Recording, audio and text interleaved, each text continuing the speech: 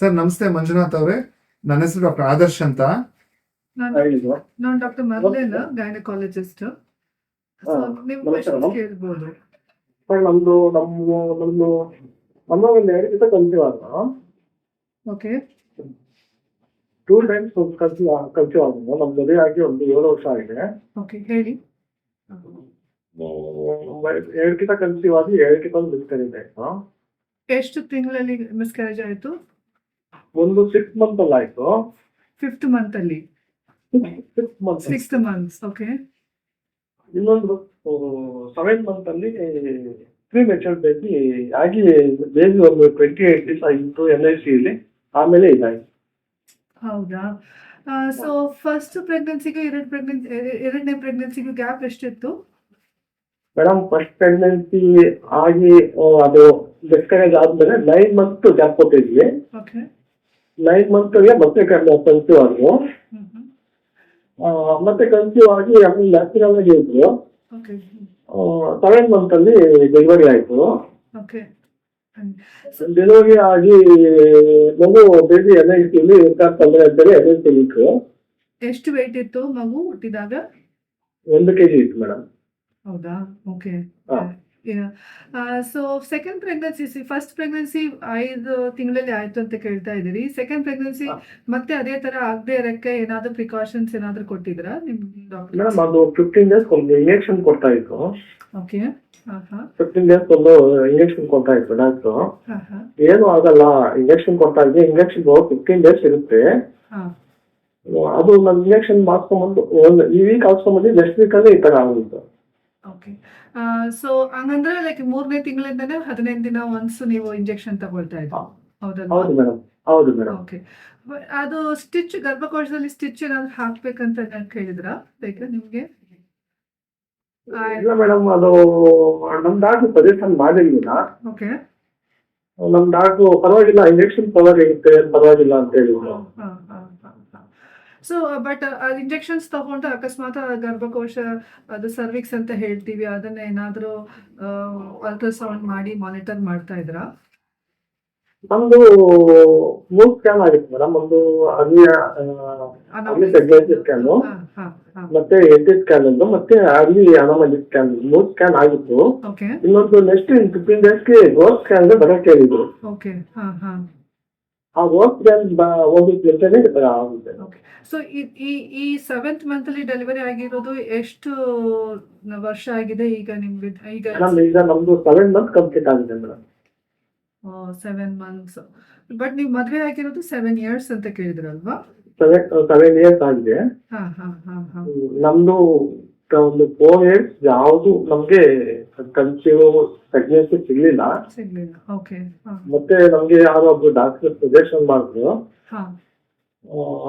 ಮತ್ತೆ ಅವ್ರ ಹತ್ರ ಹೋದ್ಮೇಲೆ ಅವರು ಮೆಡಿಸಿನ್ ಕೊಟ್ಟರು. ಮೆಡಿಸಿನ್ ಅವ್ರಿಗೆ ನ್ಯಾಚುರಲಿ ಕನ್ಸೀವ್ ಆದ್ರು.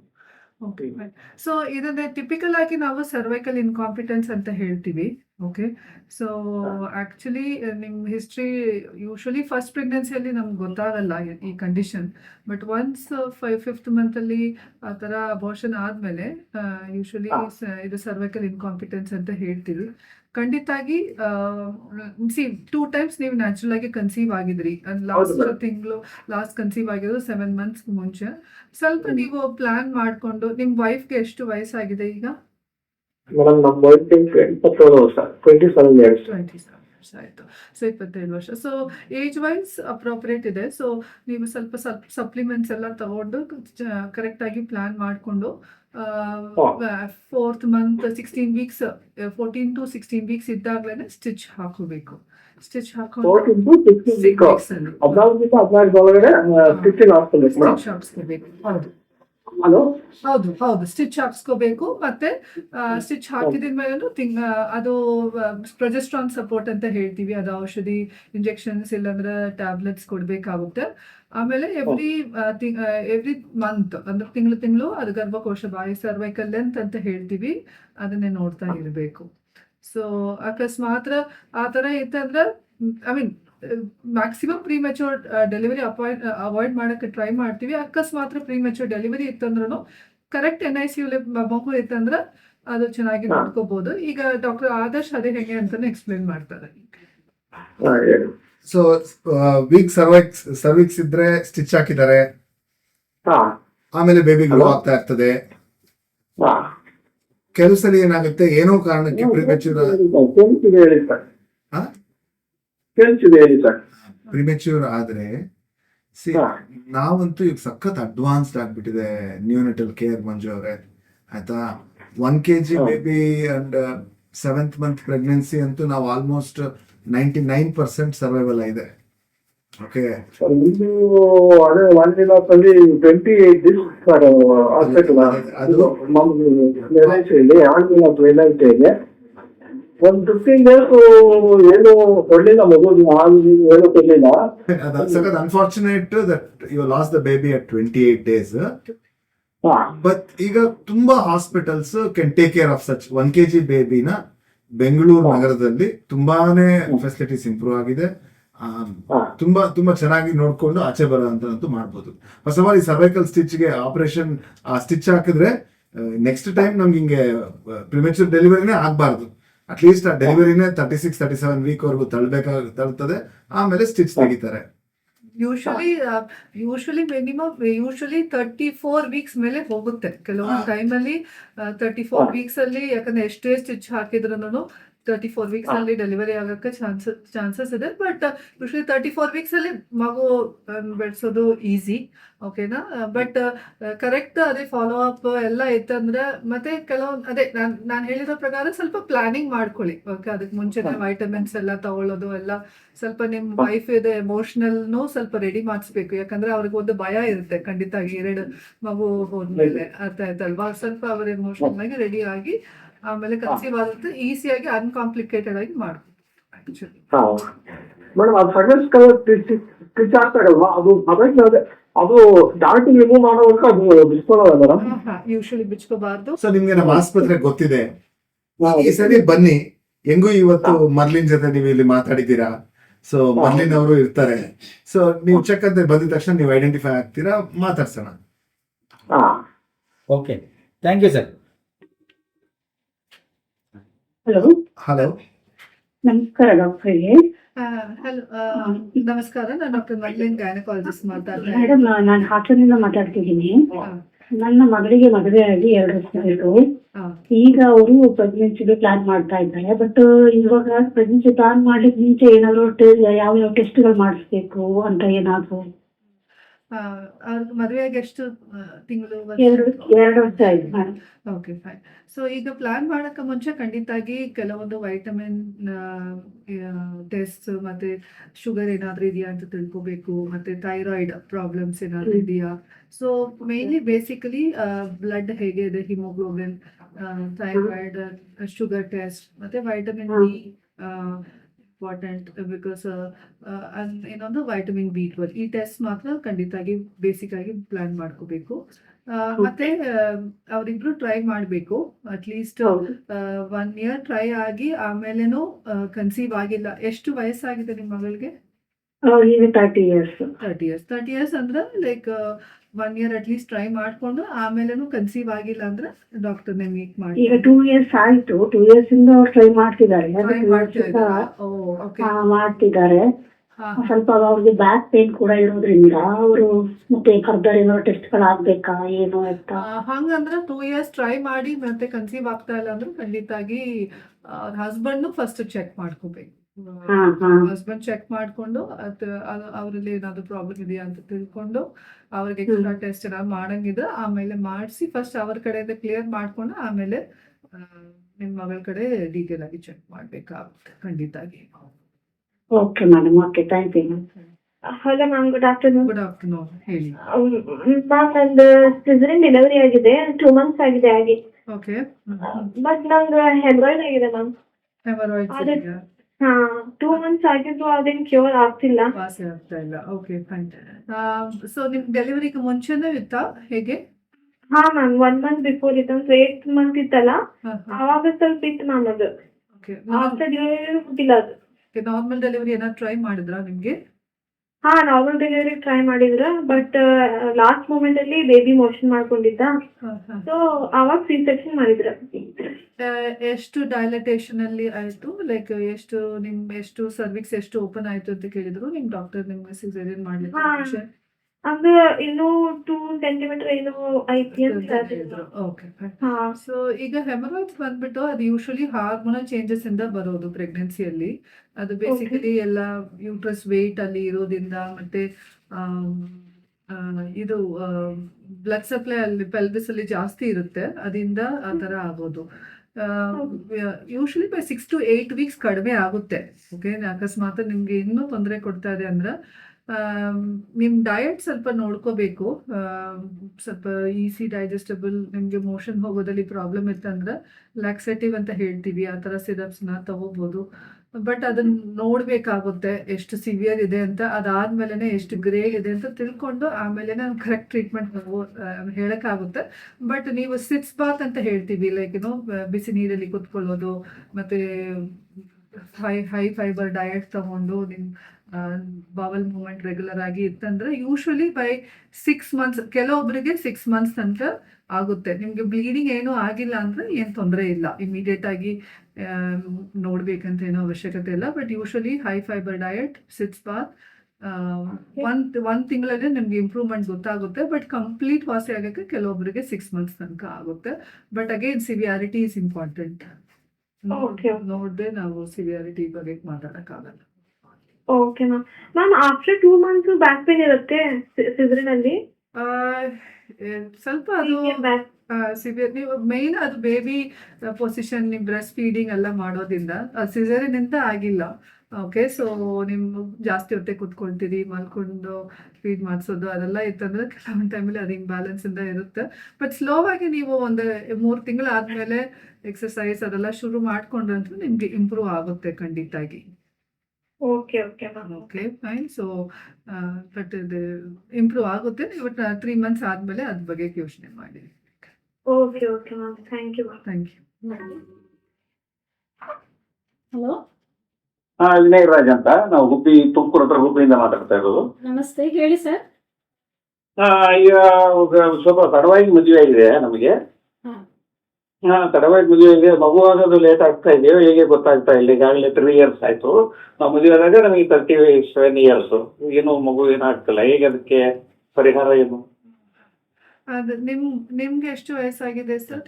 37 ಆದಾಗ ಮದುವೆ ಇತ್ತು. ಬಟ್ ಇದು ಮಗು ಏನಿಲ್ಲ, ಸೂಚನೆ ಏನು ಕಾಣ್ತಾ ಇಲ್ಲ. ಏನಾದ್ರು ವೈಫ್ಗೆ ವೈಫ್ಗೆ ಅವ್ರಿಗೆ 34. 34. Okay fine. ಸೊ ಹಂಗಂದ್ರೆ ನಿಮ್ಗೆ 3 years ಆಗಿ ಮದುವೆ ಆಗಿ ಆಗ್ತಾ ಇಲ್ಲ ಅಂದ್ರೆ ಖಂಡಿತಾಗಿ ಇದು ಫುಲ್ ಎಲ್ಲ ಡೀಟೇಲ್ ಆಗಿ ಇನ್ವೆಸ್ಟಿಗೇಷನ್ ಮಾಡಬೇಕಾಗುತ್ತೆ ಸರ್. ಓಕೆ, ಹಾ. ಸೊ ಅದು ನಿಮ್ಗೂ ಮಾಡ್ಬೇಕಾಗುತ್ತೆ, ನಿಮ್ ವೈಫ್ಗೂ ಮಾಡ್ಬೇಕಾಗುತ್ತೆ.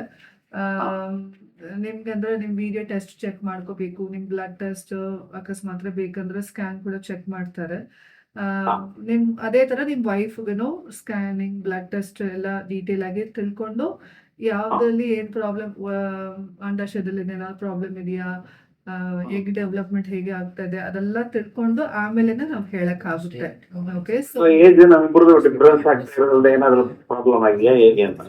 ಏಜ್ ಡಿಫರೆನ್ಸ್ ಏನೂ ಇಲ್ಲ ಸರ್. ಅದೇ ಇಂಡಿವಿಜುವಲ್ ಒಂದೊಂದು ಕಪಲ್ಗೂ ಒಂದೊಂದು ಪ್ರಾಬ್ಲಮ್ ಇರ್ಬೋದು. ಓಕೆ, ಸೊ ಅದು ನಾವು ಡೀಟೇಲ್ ಆಗಿ ಚೆಕ್ ಮಾಡುವಾಗ ಮಾತ್ರ ನಮ್ಗೆ ಗೊತ್ತಾಗುತ್ತೆ. ಸೊ ಅದು ನೀವು ನಮಗೆ ಏನಾಗ್ಬೇಕು ಅಂತ ಈಗ ಮುಂದಿನ ಪರಿಹಾರ ಏನಾದ್ರು ತಿಳಿಸ್ಬೋದಾ ನೀವು, ಅಥವಾ ಮತ್ತೆ ಏನ್ ಮಾಡ್ಬೇಕು? ಅದೇ ಸರ್, ನನ್ನ ಹೆಸರು ಡಾಕ್ಟರ್ ಆದರ್ಶ್ ಅಂತ.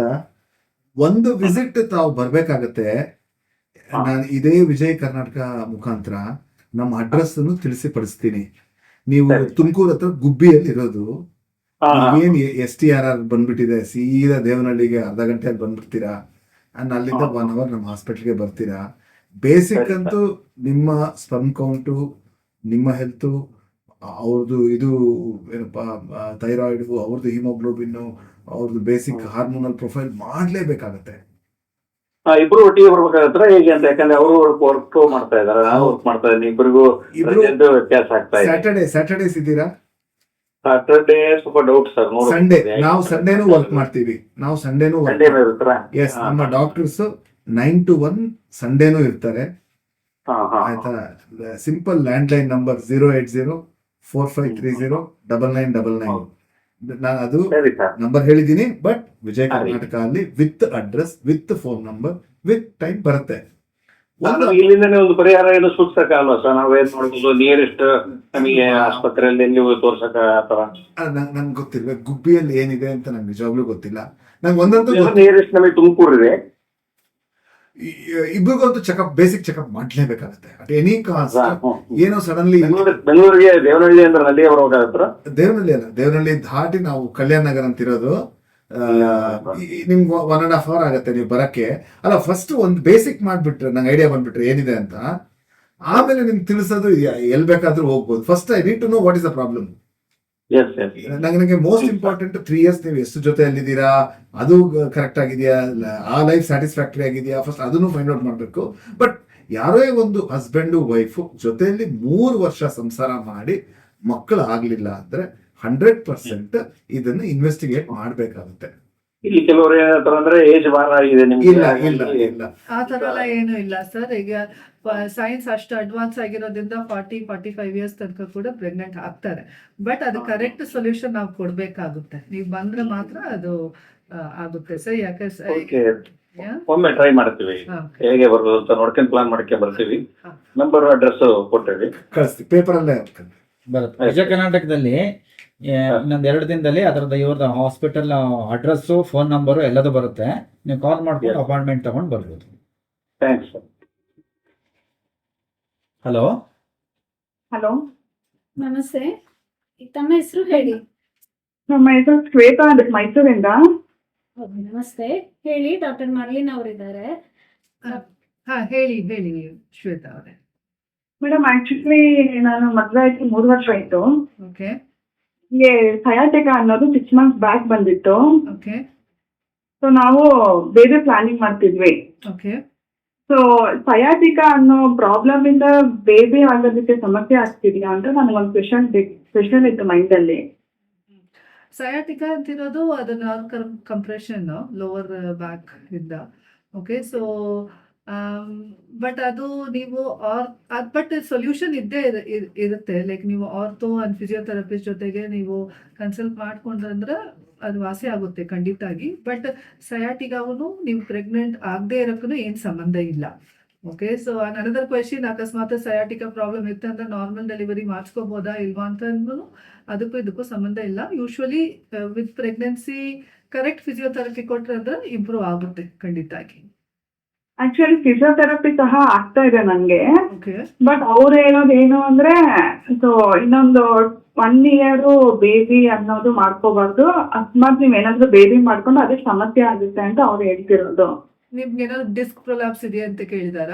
ಅವಂದ್ರೆ ಇಲ್ಲ ಇಲ್ಲ ಇಲ್ಲ, ಆತರ ಇಲ್ಲ ಅಂದ್ರೆ ಯೂಶಲಿ ಮಸಲ್ ಟೈಟ್ ಇರ್ಬೋದು, ಇಲ್ಲಾಂದ್ರೆ ಕೆಲವೊಂದು ಟೈಮಲ್ಲಿ ಪೆಲ್ವಿಕ್ ಫ್ಲೋರ್ ಟೈಟ್ನೆಸ್ ಇರ್ಬೋದು. ಯೂಶಲಿ ಇಂಪ್ರೂವ್ ಆಗುತ್ತೆ.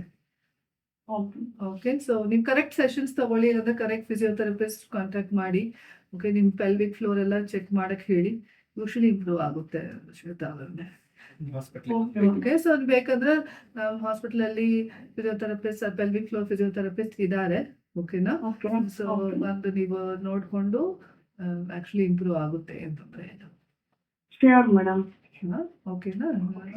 ಒಟ್ಟಿಗೆ ಸಪರೇಟ್ಲಿ 3 ವರ್ಷದಿಂದ ಮಗು ಆಗದೆ ಇರೋದ್ರಿಂದ ಬ್ಲಡ್ ಟೆಸ್ಟ್ ಮಾಡಬೇಕು. No no no no, she is still. So actually blood test ಸಹ ಮಾಡ್ತಿದೀವಿ, okay, but everything is normal. Okay, very good. ಅದೊಂದು ರಿಪೋರ್ಟ್ ಇಟ್ಕೊಂಡು ಬಂದ್ಬಿಡಿ. ಒಂದು ಶಿಯಾಟಿಕಾ ಡೆಫಿನೆಟ್ಲಿ ನೋಡೋಣ, ಫಿಸಿಯೋಥೆರಪಿಸ್ಟ್ ಇದೆ. ಬಟ್ ನಾವು 2 years ಪ್ರಯತ್ನ ಪಡ್ತಾನೆ ಇದೀವಿ. We visited so many hospitals, but still everything is good and still ಅದಾಗ್ತಾ ಇಲ್ಲ ಅಂತ ಒಂದು ಪ್ರಾಬ್ಲಮ್ ಆಗ್ತಿದೆ. ಪ್ರಾಬ್ಲಮ್ ಆಗ್ತಿದ್ಯಾ ಅಂತ ಕೆಲವೊಂದು ಟೈಮ್ ಅದು ಅನ್ಎಕ್ಸ್ಪ್ಲೈನ್ಡ್ ಇನ್ಫರ್ಟಿಲಿಟಿ ಇರ್ಬೋದು. ಓಕೆ, ಸೊ ಅನ್ಎಕ್ಸ್ಪ್ಲೈನ್ಡ್ ಇನ್ಫರ್ಟಿಲಿಟಿ ಅಂದ್ರೆ ಕೆಲವೊಂದು ಟೈಮಲ್ಲಿ endometriosis, I mean advanced infertility treatment ಬೇಕಾಗ್ಬೋದು. ಸೊ ನೀವು ಎಲ್ಲ ರಿಪೋರ್ಟ್ಸು ನೀವು ತಗೊಂಡ್ ಬಂದ್ರಂದ್ರೆ ನಮ್ಗೆ ಗೊತ್ತಾಗುತ್ತೆ. ಪ್ಲಸ್ ಹಸ್ಬೆಂಡು ಬರ್ಬೇಕು. ಇವ್ರೆ ಹಸ್ಬೆಂಡ್ದು ಸ್ಪರ್ಮ್ ಕೌಂಟು, ಅವ್ರದ್ದು ಹಿಮೋಗ್ಲೋಬಿನ್, ಅವ್ರದ್ದು ಥೈರಾಯ್ಡ್ ಚೆಕ್ ಮಾಡ್ಬೇಕಾಗಿ ಬರುತ್ತೆ. ಅಂದ್ರೆ ಅವ್ರದ್ದು ಸಹ ಚೆಕ್ ಮಾಡ್ತಿದ್ವಿ, everything is normal, we are Fine. Getting. Fine. So ಹಂಗಂದ್ರೆ ಯೂಶಲಿ ಅನ್ಎಕ್ಸ್ಪ್ಲೇನ್ ಇನ್ಫರ್ಟಿಲಿಟಿ ಅಂತ ಕೇಳ್ತೀವಿ. ಸೊ ಬಟ್ ಅದಕ್ಕೆ ಅನ್ಎಕ್ಸ್ಪ್ಲೇನ್ ಇನ್ಫರ್ಟಿಲಿಟಿ, ಬಟ್ ನಾವು ಮುಂಚೆ ನೀವು ಏನ್ ಟ್ರೀಟ್ಮೆಂಟ್ ತಗೊಂಡಿದ್ರಿ, ಅದೇ ಅಲ್ಲಿ ಎಗ್ ಡೆವಲಪ್ಮೆಂಟ್ ಹೇಗೆ ಇತ್ತು ಅದೆಲ್ಲ ತಿಳ್ಕೊಂಡು ಆಮೇಲೆನೆ ನೆಕ್ಸ್ಟ್ ಸ್ಟೆಪ್ ಮಾಡ್ತೀವಿ. ಬಟ್ ಡೆಫಿನೆಟ್ಲಿ ಇದಕ್ಕೆ ಪರಿಹಾರ ಅಂತೂ ಇದೆ. There is no problem at all. Yeah sure. Thank you. Thank you. Okay madam, thank you. Hello, ನಮಸ್ಕಾರ. ನಮಸ್ಕಾರ, ನನ್ನ ಹೆಸರು ಅಂಕಿತಾ ಅಂತ. ಹೇಳಿ ಅಂಕಿತಾ, ನಾನು ಡಾಕ್ಟರ್ ಮರ್ಲಿನ್ ಮಾತಾಡ್ತಾ ಇದ್ದೀನಿ. ಓಕೆ, ನನಗೆ ಇರ್ರೆಗ್ಯುಲರ್ ಆಗಿ ಪೀರಿಯಡ್ಸ್ ಆಗ್ತಾ ಇದೆ. ಓಕೆ, ಪೀರಿಯಡ್ಸ್ ಆಗುವಾಗ ಬೆನ್ನು ಮತ್ತೆ ಹೊಟ್ಟೆ ನೋವು ಆಗ್ತಿದೆ. ಹಾಗೆ ಇದನ್ನ ಯಾವ ತರ? ನಿಮ್ಗೆ ಎಷ್ಟು ವಯಸ್ಸಾಗಿದೆ ಅಂಕಿತಾ? ನನಗೆ 25. 25. ಎಷ್ಟು ವರ್ಷದಿಂದ ಈ ತರ ಪೇನ್ ಆಗ್ತಾ ಇದೆ ನಿಮ್ಗೆ? ಇವಾಗ ಲಾಸ್ಟ್ 3 years. 3 years ಇಂದ. ಸೊ ಫಸ್ಟ್ ಡೇ ಮಾತ್ರ ಪೇನ್ ಆಗುತ್ತಾ, ಇಲ್ಲಾಂದ್ರೆ ಎಲ್ಲ ದಿನಾನು? ಇಲ್ಲ, 3 days ಆಗುತ್ತೆ. 3 days ಆಗುತ್ತೆ. ಸಿವಿಯರ್ ನಿಮ್ಗೆ ಪೇನ್ ಕಿಲ್ಲರ್ ತಗೊಳ್ಳೇಬೇಕಾ, ಇಲ್ಲಾಂದ್ರೆ ನೀವು ಮ್ಯಾನೇಜ್ ಮಾಡ್ಕೊಳ್ತೀರಾ, ಹೇಗೆ? ಪೇನ್ ಕಿಲ್ಲರ್ ತಗೋಬೇಕಾಗುತ್ತೆ ನಾವು. ನಿಮ್ಮ ಕೆಲ್ಸಕ್ಕೆಲ್ಲ ಹೋಗಕ್ಕಾಗುತ್ತಾ, ಇಲ್ಲಾಂದ್ರೆ ಏನ್ ಕೆಲಸ ಮಾಡಕ್ ಆಗಲ್ಲ, ಆ ತರ ಎಷ್ಟು ಪೇನ್ ಇರುತ್ತಾ ನಿಮ್ಗೆ? ತುಂಬಾ ರೆಸ್ಟ್ ಬೇಕಾಗುತ್ತೆ ಅಂತ ಹೇಳ್ಕೊಂಡು ಅನ್ಸುತ್ತೆ. ಯೂಶಲಿ ಐ ಮೀನ್ ಅವತ್ತಿನ ದಿನ ಕೆಲಸ ಮಾಡೋದು ಸ್ವಲ್ಪ ಕಷ್ಟ ಆಗುತ್ತೆ ನಿಮ್ಗೆ, ಹೌದಲ್ವಾ?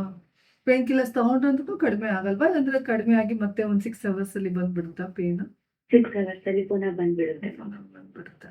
ಸೊ ಇದಕ್ಕೆ ಏನಾದ್ರು ಸ್ಕ್ಯಾನಿಂಗ್ ಮಾಡ್ಕೊಂಡಿದ್ರಾ ನೀವು ಎಷ್ಟು ತನಕ, ಇದು ತನಕ? ಇಲ್ಲ, ನಾವು ಯೂಶಲಿ ಮಾಡಬೇಕಾಗುತ್ತೆ. ನೀವು ಕೆಲವು ಇದು ನಾವೇನು ಹಿಸ್ಟ್ರಿ ಪ್ರಕಾರ ಆಕ್ಚುಲಿ ಎಂಡೋಮೆಟ್ರಿಯೋಸಿಸ್ ಇಲ್ಲಾಂದ್ರೆ ಸಿಸ್ಟ್ ಏನಾದ್ರು ಇರ್ಬೋದು ಓವರೀಸ್, ಇಲ್ಲಾಂದ್ರೆ ಯೂಟ್ರಸ್ ಅಲ್ಲಿ ಚೆಕ್ ಮಾಡಬೇಕಾಗುತ್ತೆ. ಫಸ್ಟ್ ಒಂದು ಸ್ಕ್ಯಾನಿಂಗ್ ಮಾಡ್ಕೊಂಡ್ರೆ ಚೆನ್ನಾಗಿರುತ್ತೆ ಆಕ್ಚುಲಿ.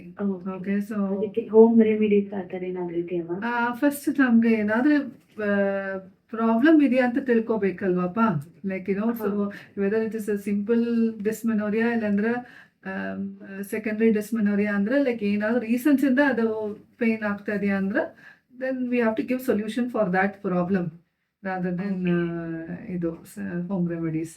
ಸೊ ಅದಕ್ಕೆ ಓಕೆ. ಓಕೆ, ಸರಿ ma'am. Thank you. Thank you. Thank you Ankita ಅವರೇ.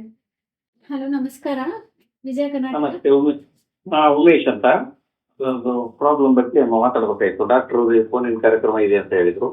ಹೇಳಿ ಸರ್. ಹೇಳಿ, ನಾನು ಡಾಕ್ಟರ್ ಮರ್ಲಿನ್ ಮಾತಾಡ್ತಾ ಇದ್ದೀನಿ. ನಮಸ್ತೆ ಮೇಡಮ್. ನಮಸ್ತೆ, ಹೇಳಿ.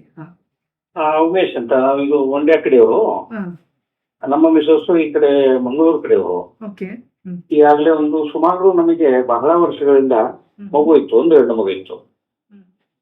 ಒಂದು ಹೆಣ್ಣು ಮಗು. ಅವರು ಮಂಗಳೂರು ಕಡೆಯವರು, ನಾವು ಮಂಡ್ಯದವರಾಗಿರೋದ್ರಿಂದ ನಮಗೆ ಲಾಂಗ್ ಡಿಸ್ಟೆನ್ಸ್ ಇಂದ ಮಗು ಮತ್ತೆ ಆಗೋ ಸಾಧ್ಯತೆಗಳಿದಾವೆ, ಏನೋ ಗೊತ್ತಾಗ್ತಾ ಇಲ್ಲ. ವಾತಾವರಣದಲ್ಲಿ ವೇರಿಯೇಷನ್ ಆಗೋದು ಈ ತರ ಆಗುತ್ತೆ ಅಂತ ಒಬ್ರು ಯಾರು ಹೇಳ್ತಾ ಇದ್ರು. ನಮಗೆ ಅದು ಗೊತ್ತಾಗ್ತಾ ಇಲ್ಲ. ಈಗ ಎಂತ ಮಾಡುವುದು ನಾವು? ಈಗ ಎಷ್ಟು ವರ್ಷ ಆಗಿದೆ ಮದುವೆ ಆಗಿ? ಈಗ 50 years ಮೇಲೆ ಆಯ್ತು. ಒಂದು ಹೆಣ್ಣು ಮಗು ಈಗ ಮಾತ್ರ. ಓಕೆ, ಒಂದು ಹೆಣ್ಣು ಮಗು ಇದೆ. ಈಗ ನೀವು ಇನ್ನೊಂದ್ಸಲಿ ಕನ್ಸೀವ್ ಆಗ್ಬೇಕು, ಇನ್ನೊಂದು ಮಗು ಬೇಕು. ಇನ್ನೊಂದು ಗಂಡು ಮಗು ಬೇಕು ಅಂತ ಈಗ ಹೇಳ್ತಾ ಇದಾರೆ. ನಮಗೆ ಈಗಾಗಲೇ 50 ಆಗಿದೆ, ಅವರಿಗೆ 45 ಮೇಲೆ ಆಗಿದೆ. ಎಂತ ಮಾಡೋದು ಈಗ ಅಂತ ಗೊತ್ತಾಗ್ತಿಲ್ಲ. ಸೊ 45 ಮೇಲೆ ಲೈಕ್ ಯೂಶಲಿ ವೈಫ್ ಫರ್ಟಿಲಿಟಿ ಅಂತ ಹೇಳ್ತೀವಿ, ಲೈಕ್ ಎಗ್ಸ್ ಎಷ್ಟಿದೆ ಅದೆಲ್ಲ ಕಡಿಮೆ ಆಗ್ಬಿಡುತ್ತೆ. Okay, so usually I mean ಸಾಧ್ಯ ಸ್ವಲ್ಪ ಕಡಿಮೆನೆ, ಬಟ್ ನಿಮ್ಗೆ ಬೇಕಂದ್ರೆ ನಾವು ಫುಲ್ ಡೀಟೇಲ್ ಆಗಿ ಎಲ್ಲ ಚೆಕ್ ಮಾಡ್ಕೊಂಡು ಆಮೇಲೆನೆ ಇದ್ರ ಬಗ್ಗೆ ಅದೇನೋ ಹೈವೇರ್ ಅಂತ ಹೇಳ್ತಾ ಇದ್ರು. ನನಗೂ ಅದು ಐಡಿಯಾ ಇಲ್ಲ, ಎಂತ ಮಾಡೋದು ಅಂತ ನಮ್ಮ ಮಿಸಸ್ ನಮ್ಮನ್ನೇ ಹೇಳ್ತಾ ಇದ್ದಾರೆ. IVF ಅಂತಿರೋದು, IVF ಅಂದ್ರೆ ಭ್ರೂಣ ಹೊರಗಡೆ ಮಾಡಿಸಿ ಆಮೇಲೆ ಒಳಗಡೆ ಇಡೋದು. ಓಕೆನಾ? ಸೊ ಅದು ಎಗ್ನೆ ಹೊರಗಡೆ ತಗೊಂಡು ಮತ್ತೆ ನಿಂಬೆಗೆ ತಗೊಂಡು ಲ್ಯಾಬ್ ಅಲ್ಲಿ ಬೆಳೆಸಿ ಮತ್ತೆ ಒಳಗಡೆ ಇಡೋದು. ಓಕೆ, ಸೊ ಅವ್ರಿಗೆ ಆರೋಗ್ಯಕ್ಕೆ ಏನೋ ಸಮಸ್ಯೆ ಆಗ್ಲಿಕ್ಕೆ ಆಗ್ತಿಲ್ವಾ? ಇಬ್ಬರಿಗೂ ಕೂಡ ಆರೋಗ್ಯಕ್ಕೆ ತೊಂದರೆ ಆಗೋದು ಮತ್ತೆ ಏನು ತೊಂದರೆ ಇಲ್ಲ ಅದರಿಂದ?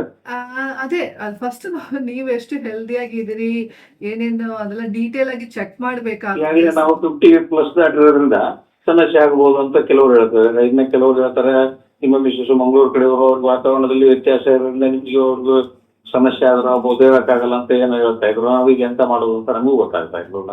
ಇಲ್ಲ, ಒಂದ್ಸರಿ ಬನ್ನಿ ಇವ್ರೆ, ಕಂಪ್ಲೀಟ್ಲಿ ಚೆಕ್ ಮಾಡೋಣ. ನಿಮ್ಮ ಪ್ರೊಫೈಲ್ ಹೆಂಗಿದೆ, ನಿಮ್ಮ ಸ್ಪರ್ಮ್ ಕೌಂಟ್ ಹೆಂಗಿದೆ, ಅದರ ಕ್ವಾಲಿಟಿ, ಅದರ ಮೊಟಿಲಿಟಿ ಒಂದು. ಎರಡನೇದು ನಿಮ್ಮ ಮಿಸಸ್ದು ಓವ್ಯುಲೇಷನ್ ಹೆಂಗಿದೆ, ಅವರ ಎಗ್ ಕೌಂಟ್ ಹೆಂಗಿದೆ, ಅವ್ರ ಥೈರಾಯ್ಡ್ ಹೆಂಗಿದೆ, ಅವ್ರಿಗೆ ಏನಾದ್ರು ಶುಗರ್ ಅಥವಾ BP ಇದೆಯಾ. ಸೊ ಒಂದು ಫ್ಯೂ ಥಿಂಗ್ಸ್ ನೋಡ್ಬಿಟ್ಟೇನೆ ಏನಾದ್ರು ಹೇಳ್ಲಿಕ್ಕೆ ಸಾಧ್ಯ. ಸಿನ್ಸ್ ಮಂಡ್ಯ ಇರೋದ್ರಿಂದ ನಾವೇನಂತ ದೂರದಲ್ಲಿಲ್ಲ. ಮಂಡ್ಯ ಅಂದ್ರೆ ಮಂಡ್ಯದಲ್ಲಿ ವಾಸ, ಇಲ್ಲಿ ವ್ಯಾಟರಾಯಣಪುರದಲ್ಲಿ ಇರೋದು, ಮಂಡ್ಯದಲ್ಲಿ ಆಗಾಗ ಹೋಗಿ ಬರ್ತದೆ. ಮತ್ತೆ ಈಗ ತುಂಬಾ ಹತ್ತದಲ್ಲಿದ್ದೀರಾ. ಈ ವಿಜಯ ಕರ್ನಾಟಕದಲ್ಲಿ ನೆಕ್ಸ್ಟ್ 2 days ಅಲ್ಲಿ ನಮ್ಮ ಹಾಸ್ಪಿಟ್ಲಿನ ಅಡ್ರೆಸ್, ನಮ್ಮ ಟೈಮಿಂಗು ಎಲ್ಲ ಹಾಕಿ ಪೇಪರ್ ಅಲ್ಲೇ ಕಳಿಸ್ತೀನಿ. ಒಂದು ಸಿಂಪಲ್ ಅಪಾಯಿಂಟ್ಮೆಂಟ್ ಬುಕ್ ಮಾಡ್ಕೊಂಡು ಬಂದ್ಬಿಡಿ. And I am very happy. ನೀವು ವಿಜಯ ಕರ್ನಾಟಕ ಥ್ರೂ ಬಂದಿರೋದ್ರಿಂದ ನಿಮ್ ಫಸ್ಟ್ ಕನ್ಸಲ್ಟೇಷನ್ ಫ್ರೀ ಆಗಿ ಸಹ ಮಾಡ್ತೀನಿ, ನಂಗೆ ಅದೇನು ಪ್ರಾಬ್ಲಮ್ ಇಲ್ಲ. But at least let us find out what is the problem. ನಮ್ಮ ಮಿಸಸ್ ಕಡೆಯಿಂದ ಸಾಧ್ಯ ಆದ್ರೆ ಫೋನ್ ಮಾಡಿಸ್ತೀನಿ ಅವ್ರಿಗೆ, ಈ ನಂಬರ್ ಕಳಿಸಿರ್ತೇನೆ ಅವ್ರಿಗೆ. ಶೋರ್ ಆಗ್ಬೋದು. ಬಟ್ ಇಬ್ರು ಬರ್ಬೇಕಾಗತ್ತೆ. ಹೇಳ್ತೀನಿ, ಅವ್ರು ಸರಳ ಕುಮಾರಿ ಅಂತ ಕಾಲ್ ಮಾಡಿದ್ರು ಮಾಡ್ಬೋದು, ನೋಡೋಣ ಹೇಳ್ತೀನಿ.